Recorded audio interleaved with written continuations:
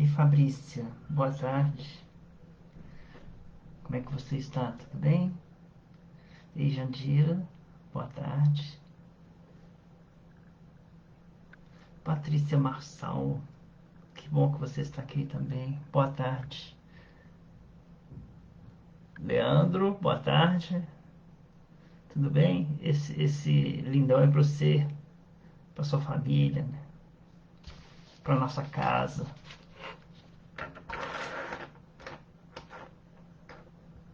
Como é que vocês estão? Tudo bem com você? Eu espero que esteja tudo bem com vocês.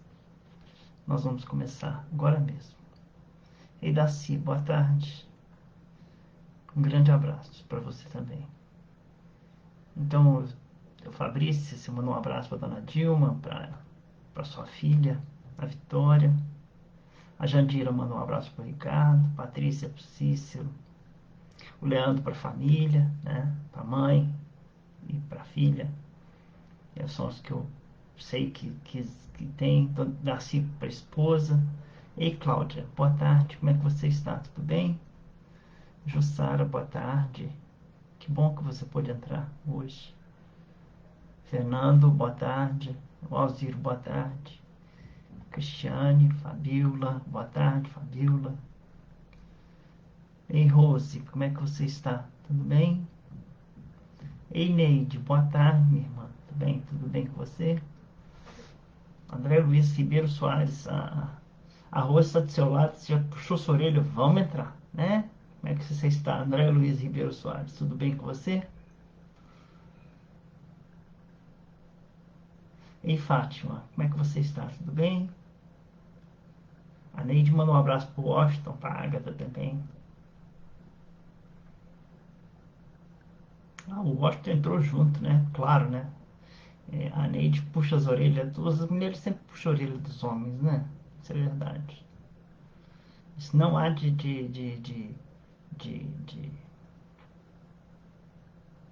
da gente mentir. Graças a Deus. Continuando os alôs aqui, né? Fabiola pro Alisson, manda um abraço também. A Jussara pro marido e pros filhos. A Cláudia também, pro filho, pelo menos que eu conheço ele assim de presença. Para a família toda, para todos vocês, muito obrigado por estarem presentes. Vocês estão me ouvindo bem? Ei, Eliane, boa tarde.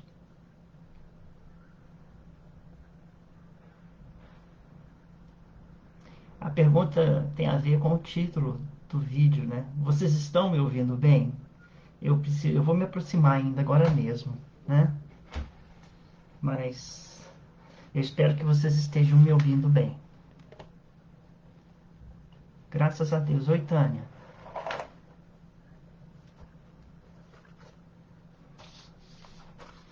Nós oraremos por todos os irmãos, viu, seu Alziro? Agora mesmo nós vamos começar, já vamos fazer uma oração, um pedido de ajuda a todos os irmãos que se reúnem nessa corrente também, que possa se espalhar essa corrente de amor a todas as pessoas que estão conosco. Amém. Que assim seja esse abraço para todos. Então, eu perguntei, mas então já que eu imagino, obrigado, viu, Cristiane? Você foi a primeira, Fátima também respondeu que está ouvindo, né? O Washington também respondeu, então tá bom. É, é, Hoje nós vamos falar justamente isso que eu estou perguntando. Vocês estão me ouvindo bem?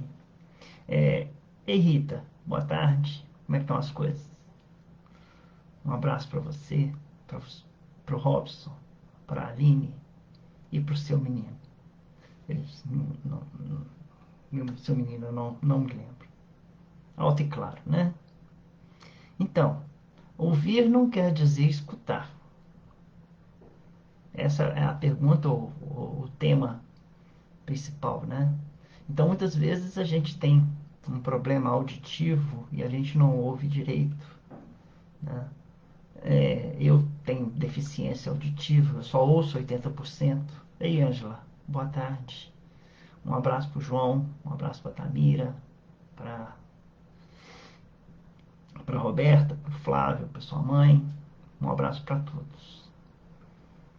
Então, eu tenho deficiência auditiva e não ouço muito bem.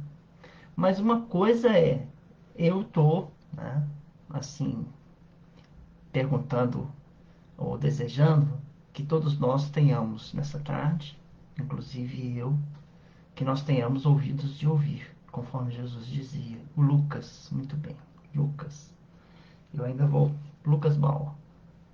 Então vamos elevar uma prece ao nosso Pai, pedindo que as bênçãos do nosso Pai recaiam sobre todos nós aqui reunidos e também vamos pensar naquelas pessoas que necessitam de socorro, de ajuda, que essas luzes que nos são distribuídas também sejam levadas a esses irmãos, muitos acometidos por esse vírus que nos, nos nos buscam, né? Às vezes de surpresa, mas que possamos nós todos sermos agraciados com esperanças de paz e saúde em nossas vidas. Que o nosso Pai possa olhar por todos nós. Que assim seja. Então, nós iniciamos com uma reflexão, né, sobre isso. Né? Às vezes a gente escuta, mas não entende bem as palavras. Da forma direta, que é auditiva, e da forma do coração. Uma frase que nós conversamos hoje: um dia escutaremos Jesus com os ouvidos de ouvir. Né? E eu vou começar com uma piada. Por incrível que pareça, eu vou contar uma piada para vocês. Mas é uma piada que vai voltar lá em 1940, que eu fui ver essa piada lá de 1940. E dizia assim: dois caçadores estavam conversando. O que você faria se estivesse na selva e aparecesse uma onça na sua frente? Aí o outro falava assim: dava um tiro nela.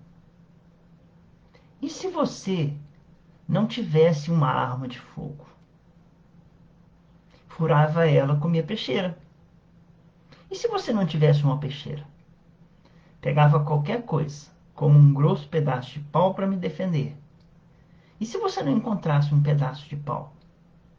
Subia numa árvore. E se você não tivesse nenhuma árvore por perto? Eu saía correndo. E se suas pernas ficassem paralisadas de medo? Nisso, o outro perdeu a paciência e explodiu. Peraí, você é meu amigo ou é amigo da onça? Bom, eu conheço essa piada desde que eu era criança. Ei, Júlio, boa tarde. Mas como nós estamos num processo filosófico, a gente poderia conversar, né, perguntando assim: eu sou sempre amigo ou de vez em quando eu sou um amigo da onça? Ou então, daquela forma, né, certas pessoas são conosco amigos ou amigos da onça? É uma pergunta que surge de uma piada, mas que a gente pode, né, trabalhar muito bem sobre isso ao entender que um amigo chega até nós chorando. Então, e ele busca a você, a mim. Ele chega e está chorando. Então nós temos ali um pequeno processo acontecendo. E que nós sabemos que esse amigo que chega a nós veio buscar ajuda. E nós começamos a escutar esse irmão. E por que é importante nós escutarmos esse irmão? Porque o que a gente estiver escutando com o coração vai definir como que a gente vai socorrer aquele irmão. Porque a gente imagina que que tem horas que a gente pode fazer de um jeito e tem horas que a gente pode fazer de outro. Como que a gente vai ouvir aquele irmão chorando? Você vai definir num triângulo, às vezes assim, ó, um triângulo, né? Aqui na ponta tem um ouvir, se você vai para a direita ou vai para a esquerda, dizendo assim, ó, eu estou ouvindo ele, mas eu não vou falar nada. Eu vou abraçar, porque é disso que ele precisa. Ele precisa de um abraço. Palavras neste momento não ajudariam, mas eu tenho certeza que um abraço ajudaria. E você abraça aquela pessoa com todo o amor do mundo, sem falar uma única palavra, e você ouviu aquele irmão. Mas existem outros tipos de situação que a gente pode ouvir aquele irmão do mesmo jeito, consolar aquele irmão, ouvir ele chorar, mas ele te convida a dizer algo. E o que, que a gente vai dizer para ele?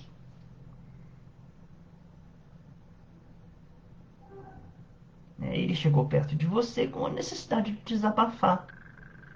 E precisa, às vezes, de ser consolado, de dizer algo construtivo, de algo positivo. Ele precisa que a gente seja solidário com ele. E tem um caminho que as pessoas costumam pedir, que é, me dá um conselho. O que, que eu faço nessa situação? E aí é um processo meio perigoso. Porque dependendo do que você disser para ele, né, você pode estar agindo de uma forma perigosa, porque você vai entrar na vida dele, vai dar a sua opinião e talvez mude o livre-arbítrio dele, ou como que você poderia fazer para que, sem entrar no livre-arbítrio dele, você possa usar palavras aconselhando, você possa usar palavras sendo construtivo, você possa usar palavras sendo positivo e solidário, mas sem, na verdade, interferir na vida dele, porque ele é um irmão. E você não é um amigo da onça. Você é um real amigo daquele irmão. Então, muitas vezes as pessoas chegam e precisam chorar e precisam, às vezes, até que a gente acorde aquele irmão para a realidade, mas é um perigo também a realidade, porque a realidade dele agora está sofrida e a nossa não. Se ele confia na gente, a gente tem que tomar os cuidados necessários. Então, por isso que o tema de hoje é ouvir, mas ouvir com atenção. Ouvir com atenção é muito mais do que só simplesmente ouvir, né? Ouvir com atenção, nós separamos um texto da Joana de Ângeles que nós vamos começar a falar agora mesmo, né? A Joana de Ângeles tem um texto, né? O Miramês tem outro texto, né? Como que a gente ouve, como que a gente fala, né? Porque o nosso encontro de hoje não seria simplesmente sobre ouvir, porque a partir do ouvir tem o falar. E se a gente necessita, às vezes, de falar, necessitamos também, às vezes, de silenciar nossos corações. Porque aquele irmão precisa ser ouvido. Só. Repetimos. Né? Então, eu estava vendo uma palestra, né, de um psicólogo e de não espíritas também, falando se existe uma diferença entre ouvir e entender. Sim, existe uma diferença completa entre ouvir e entender. Quando Jesus chegava, ele falava com os irmãos, né, ele usava métodos para falar. Né? Ou ele falava por parábolas, ou ele falava com os exemplos dele, ou ele falava diretamente com aqueles irmãos o que tinha que ser falado. Mas ele nunca avançava o sinal. Então, quando Ele falava assim: ouça os que tiverem ouvidos de ouvir. E é quase como se ele estivesse dizendo assim: entenderam? Compreenderam bem? Olha, cuidado, isso aí vai cair na prova. É como se ele avisasse: toma cuidado. Ouça quem tem ouvido de ouvir. Toma cuidado com o que eu estou dizendo para vocês. E os anos, né, vão nos dando experiências, né? E os anos também vão nos deixando desleixados quanto a esse sentido de ouvir, sabe? E eu peguei alguns exemplos e eu me perguntei: tudo bem, eu ouço, mas eu escuto. Então, vamos dizer assim, um casal está casado há muitos anos, né? Eu vou ler, para não perder um exemplo, falar assim, um casal. Isso acontece muito, eu já vi, infelizmente. Um casal acostumado à rotina doméstica, já vivendo juntos há muitos anos, acostumados com o que um diz ao outro diariamente, passam a se ouvir, mas deixam de se escutar. E o tempo vai passando, e a tendência, se um casal começa apenas a se escutar e não mais, aliás, começa apenas a se ouvir e não mais se escutar, é que é a tendência de que um se afaste do outro com o tempo, né? Acontece também, muitas vezes, que nós não temos interesse em determinado assunto, né, na escola, por exemplo, e a gente deixa de escutar o professor e passa só a ouvir as aulas, né? Sem procurar entender o porquê de estar sendo dada determinada matéria ou conversando determinado assunto. Isso é um exemplo de quando nós deixamos de entender aquilo que está sendo dito, porque aquilo não nos dá ou nos traz interesse. Mas também quando estamos fazendo algo e alguém deseja que nós prestemos atenção a outra coisa, mas nós não queremos. Mas nós não queremos. Então duas coisas acontecem. Então eu estou lá. Eu me lembro disso porque eu me lembro disso com minha mãe, né? Eu estava lá no meu joguinho e minha mãe falou assim: você viu, Renato, o que aconteceu com fulano ou ciclano? E eu não querendo interromper meu joguinho, mas não querendo atingir minha mãe, porque eu gostava dela. Eu não queria parar de julgar. Eu falava assim: o que aconteceu, mãe? Aí eu continuando o meu joguinho. Ah, fulano tá assim, fulano tá assado. Você tá me escutando? Tô, mãe. Tô sim, tô escutando a senhora sim. Ah, tá não, você tá mais preocupada com o jogo, né? Aí eu falava assim: não, mãe, eu juro pra senhora. Aí, tô contra gosto, eu dava uma pausa no jogo e eu via: então tá, a senhora quer que eu escute, eu escuto. E na verdade eu estava mais preocupado com o jogo que eu estava deixando. Eu fingi, então eu não quero deixar de fazer o que eu estava querendo fazer, mas eu não quero desapontar a outra pessoa, né? Aí então fingimos que ouvimos. Já aconteceu isso com vocês? É. Você já esteve na posição da minha mãe, querendo que a outra pessoa te ouça, mas ela está interessada no joguinho? E eu estou falando joguinho porque na verdade pode ser outra coisa. No futebol, na novela, né? Porque também tem. E as pessoas estão querendo, às vezes, desabafar de um dia cansativo do trabalho, né? De um dia difícil, né? Então, é muito importante nesse período que nós estamos iniciando aqui, que nós tenhamos capacidade de entender que talvez grande parte desse afastamento que o mundo inteiro se assustou e teve que voltar, foi porque a gente não mais se entendia, apenas se ouvia. Quando você está numa reunião de trabalho, né, e alguém está dizendo alguma bobagem bem grande, mas dentro do ponto de vista dela não é bobagem. É bobagem para você, mas para outra pessoa não é.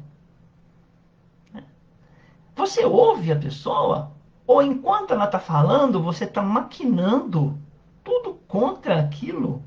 E antes mesmo dela terminar de falar, você já entrou com uma pedra ou duas para tentar derrubar a argumentação daquela pessoa. Acontece um duelo, né? Acontece um duelo entre duas pessoas que no final das contas não eram aquele que eu vou dizer considerados amigos, mas colegas de trabalho, companheiros de luta, e que de repente estão separados porque as opiniões não batem. Esses dias mesmo eu estava vendo uma pessoa dizer na internet que deixou de conversar com 70%. Deixa eu tirar um cabelo aqui. Até parece que eu tenho cabelo grande. Deixou de conversar com 70% da família dele, porque a família dele tinha opiniões políticas diferentes da dele. 70% é mais da metade. Então, quer dizer, é como se eu morasse com 10 pessoas, tivesse 10 pessoas, 7 eu não converso mais, porque elas pensam diferente de mim. Então eu deixo apenas eu passo a ouvi-las às vezes, mas passo a não querer entender que eles têm o direito deles de ter a opinião deles, seja ela pacífica ou não, mas ele tem o direito de ter a opinião dele, né? Então,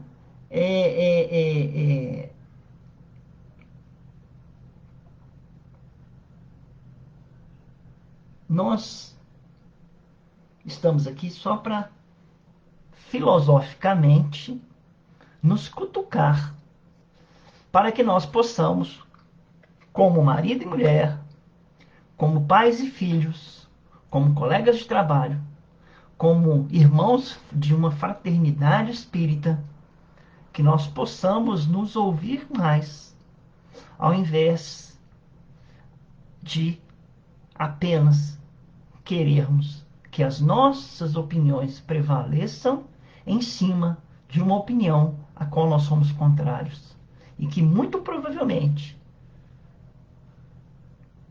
tem um ponto de vista firmado, lógico, exato, mas que vai contra a nossa opinião. E eu não poderia deixar de falar só de saber ouvir, porque, como nós já falamos, quando a gente fala sobre ouvir, é preciso também que a gente tenha uma sabedoria, não só para ouvir, como para falar. Ou então para silenciar. Quando eu falei com Carol, eu falei, Carol, eu quero falar sobre ouvir. Falei com Juliana Sana também. Eu quero falar sobre ouvir. Mas eu não sei o que eu vou falar, pensando, né? Porque eu queria falar sobre ouvir, sobre falar e sobre silenciar. E aí eu fiquei só no ouvir.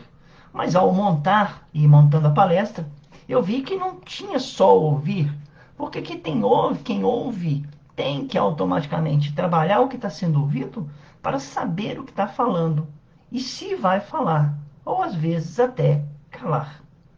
Então existe a sabedoria do falar, existe a sabedoria do calar. Miramês diz assim mesmo, sobre no livro Horizontes da Fala. A gente precisa, primeiramente, analisar a conversa alheia. Né? A conversa alheia merece, de nossa parte, todo o respeito, seja ela qual for, pois ela é, nos outros como em nós, um instrumento valioso, onde se intercambia a vida e pulsa a natureza imortal de Deus. Deus está presente em tudo, nos relacionamentos também. Então, muitas vezes, é nesse intercâmbio entre duas pessoas, seja ela uma conhecida nossa, seja ela uma parente, seja ela um desconhecido, é que está havendo um instrumento onde há um intercâmbio entre dois seres humanos. E que há o que fala demais, né? Aí ele dá o conselho. O santuário da palavra é formação divina, é semente de luz que Deus depositou nos escrinos da alma. O dom de falar é uma das grandes maravilhas que nos cabe domesticar. Então, as nossas palavras têm de ser domesticadas. Quando você domestica um animal selvagem, como o cavalo, vamos dizer antigamente, aqueles filmes de faroeste domesticavam, né? As nossas palavras, elas têm às vezes que ser domesticadas, porque elas machucam muito às vezes. E nós temos que pensar não no outro, mas em nós. Nossas palavras, às vezes, machucam gente. E nós precisamos domesticá-las. Mas também há aquele que é muito calado. Então, Emmanuel fala sobre a gente tem que analisar, mas cuidado com aqueles que falam muito e cuidado com aqueles que falam pouco. Há certas pessoas que falam em demasia, outras que falam menos do que deveriam. Este que fala menos perde certas oportunidades de aprender e de instruir, de servir e de ser servido, de enriquecer com o bem que poderia propagar através do verbo. O uso do verbo, né? Esse uso do verbo é muito importante, né? Porque o próprio início de toda a Bíblia diz, né, que o verbo se fez luz. E é no falar, e faça-se a luz, e faça-se um homem, e faça-se a luz e as estrelas. Foi através da voz, que muitas vezes, ou é através da voz, que muitas das vezes nós criamos situações boas em nossas vidas. Mas muitas vezes, se não a usássemos, teríamos um caminho melhor a seguir. Certamente. Existe uma passagem da Bíblia, lá de Eclesiastes, no capítulo 3, que diz assim: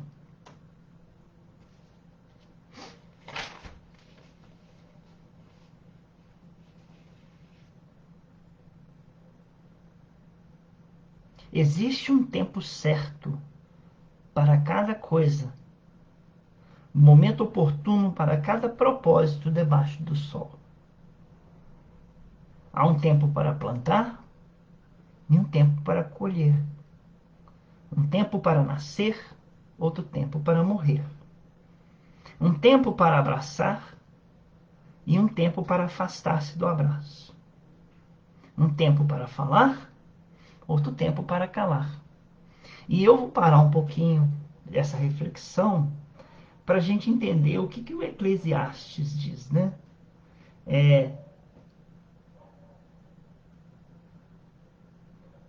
Bem, a conclusão, né, que eu posso chegar, bem faz o homem que assim haja, né? O Eclesiastes é uma, é uma leitura da Bíblia. E qual é?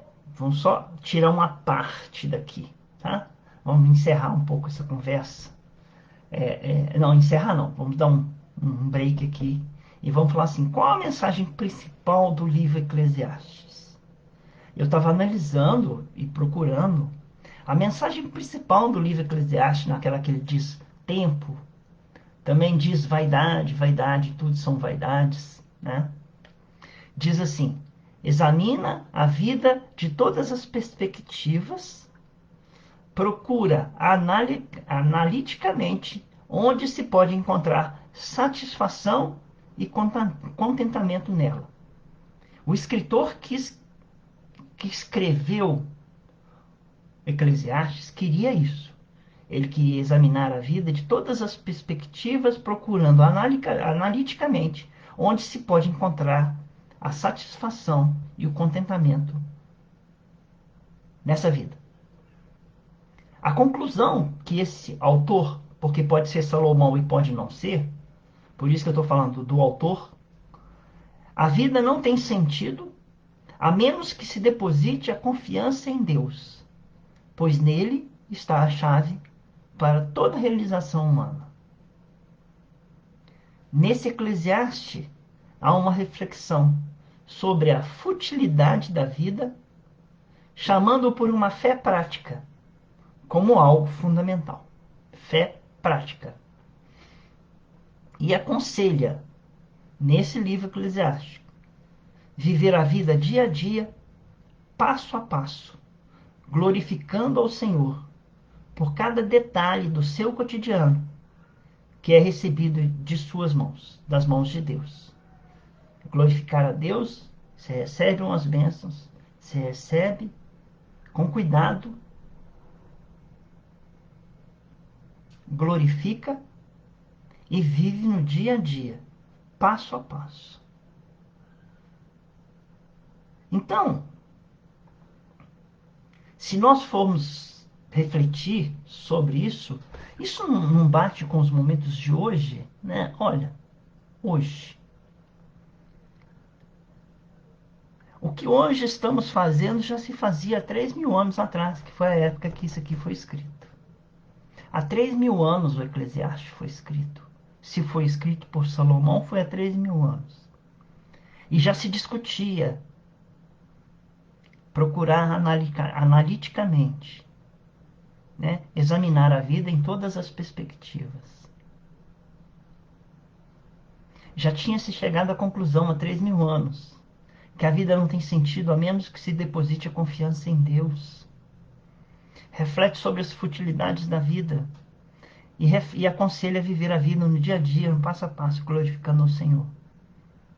Quando Jesus chegou, ele também permitiu isso. Quando Francisco de Assis veio 1.000 anos atrás, ele também pediu para refletir a vida. E hoje, que eu escrevi hoje, Kardec, também. Né? Também nós somos convidados a refletir a vida. A examinar a vida em todos os detalhes, buscando uma fé, que é a confiança em Deus, raciocinada, segundo Kardec, prática, segundo Salomão, tentando encontrar na vida satisfação, contentamento ou a felicidade. E é lógico que todas as guerras nasceram de se ouvir pouco o outro irmão. E todos os acordos de paz, todos os casamentos, todas as uniões fraternas, todos os momentos de felicidade nasceram porque alguém soube ouvir alguém. Então, é muito importante que nós reflitamos nesse momento em que nós estamos aqui, se o trabalho que estamos fazendo, neste momento em que cada um de nós, isolados, estamos em determinado nível, alguns trabalhando, outros em casa, se nós estamos praticando um Eclesiastes em nossa vida, aproveitando um tempo para falar, outro tempo para calar, aproveitando um tempo para plantar, outro tempo para colher, aproveitando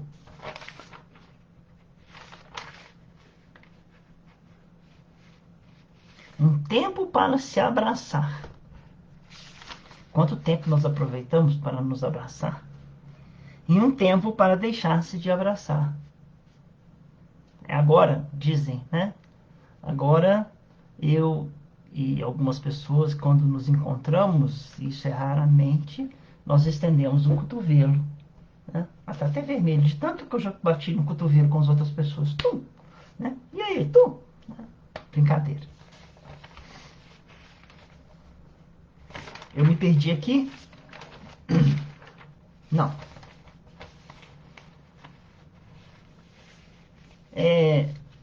Assim, hoje, né, que também vivemos o Eclesiastes, nós estamos não só conversando sobre ouvir,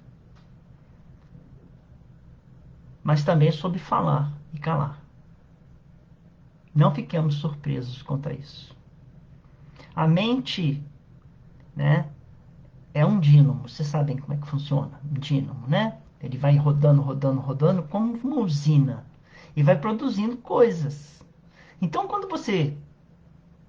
É muito difícil quando nós nos reuníamos, às vezes, não só nós do grupo, não. Estou falando na vida no geral, na escola, no trabalho, nas famílias. E quando alguém começa a discorrer sobre um assunto, você concordar ou não com o assunto que está sendo falado. Né? E é muito comum. Eu já usei o método, né, de dizer para uma pessoa assim, olha, e me ensinaram isso, e eu vou até dizer para vocês que foi muito útil, porque a pessoa ficou desarmada. Eu falei assim com a pessoa, olha, eu te dou 100% de direito de falar o que você está falando, embora eu não concorde 100% com o que você está falando. Eu te ouvi, mas infelizmente eu não posso concordar com você. Você foi e mostrou a ela que você ouviu todos os argumentos, e eu falei isso com ela, eu ouvi todos os argumentos. Mas eu disse para essa pessoa que não concordava. Quando alguém fala algo, né, imediatamente, às vezes, nós começamos a analisar, e aí está o perigo. Porque você não sabe como que ela vai terminar a, a fala dela. A gente não sabe se ela vai pedir um conselho ou se ela vai pedir para a gente ficar calado. A gente, às vezes, eu tive vontade de falar assim, pô, mas eu tô aqui chorando e você me dando conselho. Eu não quero conselho. Eu quero simplesmente que você me ouça. Me ouve. Ei, Vera, boa tarde. Elaine, boa tarde. Jefferson, boa tarde. Isabel, boa tarde. E Patrícia, boa tarde. E a também, Ia, boa tarde. Viu? Eu não cumprimentei vocês. Que o nosso Pai possa nos abraçar a todos. Não permitimos, às vezes, que o outro termine seu raciocínio, mesmo que errado, mas ele tem o direito, tanto quanto nós, quanto nós nos julgamos no direito de pensar. Interrompemos ou tentamos interromper a fala do outro, que tem seus argumentos e quer expô-los. Essa interrupção gera um mal-estar danado. E é esse que o Divaldo, a Joana de Ângeles, fala. Desse mal-estar. Gera brigas, gera confusões, gera agressões verbais e físicas. Né? E eu quero deixar um exemplo. Né? Um exemplo. Há um ditado que diz, e normalmente nós usamos para argumentar com as pessoas que estão, como é que fala? Do outro lado. E nós estamos contra. Eu falei assim, olha, contra argumentos não há o que discutir. Pronto, se você fechou a questão. Contra argumentos não há o que discutir. E você fecha a questão sob o seu ponto de vista. Né? Nós vamos trocar um pouco esse ditado dizendo assim, contra meus argumentos não há o que discutir. Né? Isso não é um pouco orgulhoso, um pouco egoísta? Né? Porque você tem o seu ponto de vista e, sob o seu ponto de vista, você não quer discutir. Então, você está encerrando todo tipo de conversa. Né? Essa começa a confusão. Porque o outro também, vendo-se vendo o seu direito de falar cortado, também vai dizer, então tá, contra os meus argumentos não há o que discutir. E pronto, fechou-se a conversa. No livro Há 2000 anos, que eu acabei de ler novamente pela terceira vez, né, nós temos um exemplo grande sobre isso quando Lívia, esposa do Públio Lentulus, que Públio Lentulus virá a ser Emmanuel, quem está escrevendo o livro. Lívia ficou sabendo da prisão de Jesus. E pensa na cabeça dela assim: já sei, como eu sou conhecida do Pilatos, o meu marido tem uma ascensão sobre ele, e o Pilatos já deu em cima de mim? Ela sabia disso. Fica no livro sabendo que a Lívia corria do Pilatos, porque o Pilatos dava em cima dela. Aí ela falou assim: eu vou lá no desespero para salvar Jesus. Ela foi lá no Pilatos. Acontece que era uma armadilha, né? Porque a Fúvia e os Sulpícios haviam armado um, um falatório no ouvido de Emmanuel. E Emmanuel viu ela saindo vamos dizer assim, do escritório, que não era escritório, né? Eu não sei o que chama na época, nem gravei. A Emmanuel vê Lívia saindo do encontro com Pilatos, disfarçada, né, para não ser confundida ou não ser vista como uma romana. E Emmanuel vê, né, e termina o casamento. Não termina expulsando Lívia, não, mas termina o casamento não permitindo que Lívia se defendesse em momento algum, ficando 20 anos quase sem falar com Lívia. E Lívia, que já era cristã, ela opta por dar a sua vida a Cristo num circo romano. E Emmanuel, sem ter chance de dizer a Lívia o quanto a amava, a perde. Porque ele dizia: contra meus argumentos não há o que discutir. Né? Eu vi, eu vi você saindo do escritório de Pilatos. Eu sei que você me traiu. E eu só não te expulso ou te mato por causa do nome, sei lá o que ele usou. Então ele usou os argumentos de uma mente que não permitia ouvir os outros, mas que fechava em si mesmo, na opinião que ele tinha, sem dar direito às outras pessoas de replicar ou falar ou dizer, né, o que precisava ser dito. E Lívia muito facilmente diria a ele: eu não fui por causa disso, eu fui por causa de Jesus. Mas ele preferiu não ouvir. Eu não posso dizer que eu não faria o mesmo, porque quando a gente fecha numa visão, a gente não permite que outras visões, né, sejam abertas.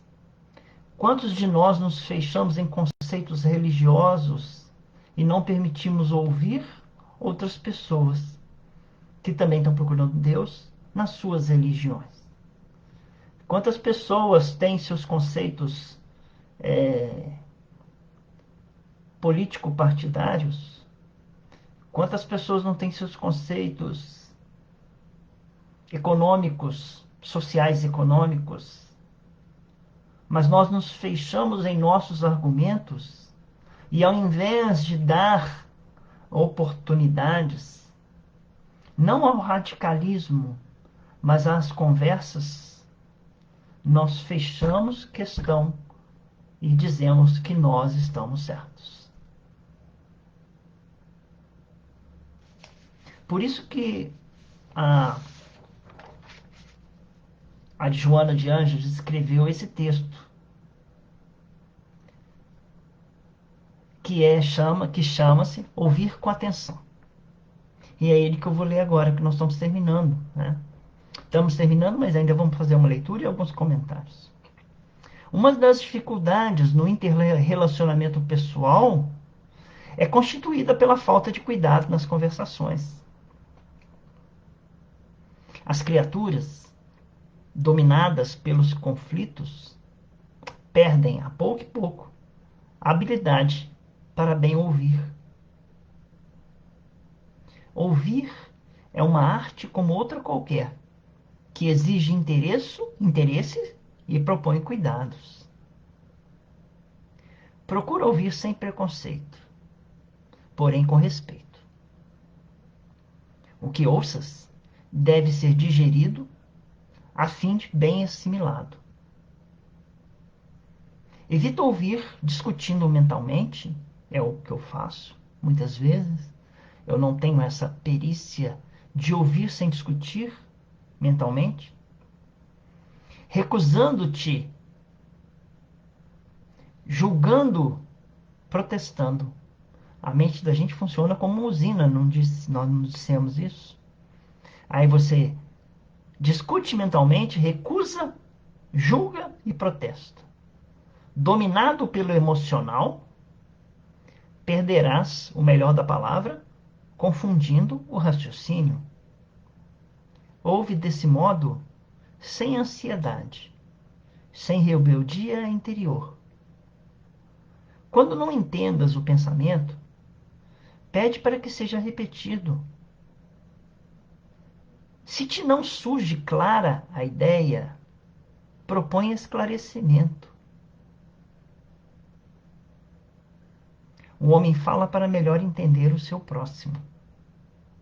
Ouvindo-o com equilíbrio, pode dirimir os equívocos e aprender tudo quanto esteja ao seu alcance. Quem ouve bem, aprende, entesoura e renova-se, sabendo selecionar o que é útil daquilo que deve ser racionalmente dispensado. Porque tem coisas que falam que a gente não deve levar nem em consideração. Tem um ditado que diz, muito sabiamente, que tem certas coisas que são ditas que tem que entrar aqui e sair aqui. Mas que tem outras que tem que entrar aqui e ser trabalhadas. E serem ditas alguma coisa. Tem outras coisas que entram aqui, são trabalhadas e continua-se em silêncio. É o respeito que nós devemos ter pelas opiniões alheias. Ouve, portanto, sem perturbação, a fim de lograres precisão. Esse livro é Momentos de Harmonia, de Joana de Ângeles, né? Do livro Momentos de Harmonia. Esses dias eu estava vendo uma entrevista com a Monja Coen e o outro era o Mário Sérgio Cortella, né? Os dois estavam fazendo um café filosófico. E tinha as perguntas do público, né? E veio uma pergunta muito, muito difícil, né? A pergunta que eu mesmo não saberia responder na hora.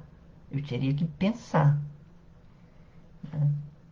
E a pergunta foi dirigida à Monja Coen, né?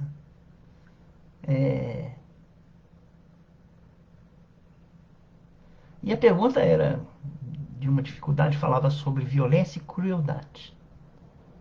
A monja não esperava aquela pergunta difícil, né? A pergunta que até o Mário Sérgio Cortella fez assim também, né? Na hora. E aí a monja esperou e falou assim: Ih, não sei responder. Esperou mais um tempo, e o tempo foi passando, e o Mário Sérgio Cortella cortou, anunciando, né? Começando a dar uma resposta, e aí sim a monja conseguiu entrar e continuar na conversação. A conversação tem que ser assim, né? disseram eles. Igual o Rubem Alves falou no frescobol. Quem já jogou frescobol sabe, né? A conversa, se fosse igual ao tênis, seria assim: o marido e a mulher jogando tênis. Eu vou tentar vencer minha mulher na conversa. Minha mulher vai rebater a bola e vai tentar me vencer. Então nós ficamos assim, trocando farpas, né? Pá! Você rebate a bolinha, tentando vencer a pessoa que está lá do outro lado. E a pessoa vai, tá, manda a bolinha, tentando vencer você. Que num relacionamento, né, entre duas pessoas, não tem que ser igual ao tênis. Tem que ser igual ao frescobol. O frescobol é feito assim. Eu falo, jogando a bolinha para você pegar a bolinha da melhor forma possível. E você vai pegar a bolinha e vai devolvê-la para mim da melhor forma possível. E aí nós ficamos naquela troca de bolas. Eu não vou derrubar você. Você não vai me derrubar. A vida tem que ser igual ao frescobol, Rubem Alves dizia. Não igual ao tênis, em que você tenta vencer o adversário na conversa. Essa é o término de ouvir com atenção. Ouça com atenção as pessoas que estão ao seu redor. Às vezes os casamentos são longos, né? E eu vejo aquele casal indo na feira do supermercado, na feira, o marido na frente e a mulher atrás. Ou então o contrário, a mulher na frente, o marido atrás, né? Fazendo uma filinha, né? Um já não tem paciência para ouvir o outro, ainda mais seguir lado a lado. Porque a vida não tem que ser assim, não. Tem que ser lado a lado, de mão dada. Mesmo que do lado a lado, de mão dada, esteja uma pessoa que pensa diferente de nós. Não tem problema. A vida é infinita, o tempo é infinito e nós podemos daqui a pouco, estar novamente resolvendo problemas, conversando sobre outras coisas, né? Nos entendendo quando nos entendíamos quando mais jovens, né? E para terminar, vou fazer uma oração. Eu achei esse livro, eu fui fazer uma limpeza em casa. Aqui. Achei esse livro, chama Terapia da Oração. E eu vou fazer essa oração encerrando a nossa reunião de hoje. E depois que eu terminar a oração, nós vamos desligar o vídeo. Tá bom? Muito obrigado a vocês e fiquem com Deus. A oração de número 37, Consolação.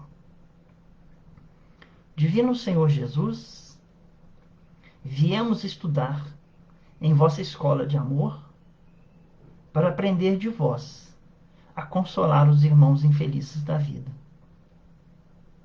Sabemos, Senhor, que quem consola terá a consolação, como música em sua própria alma.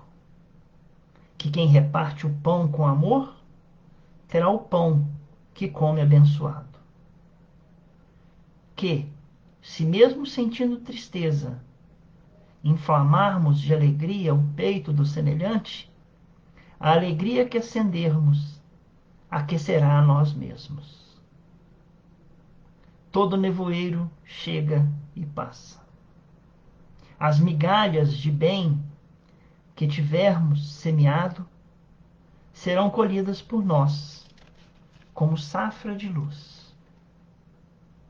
A cada segundo, pelas suas obras e das suas ações e pensamentos, o homem receberá sua recompensa.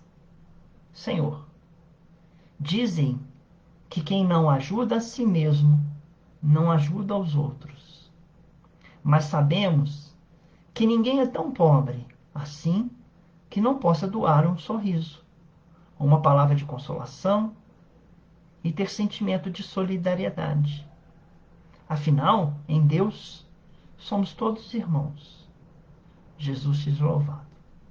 Boa tarde a todos, fiquem com Deus.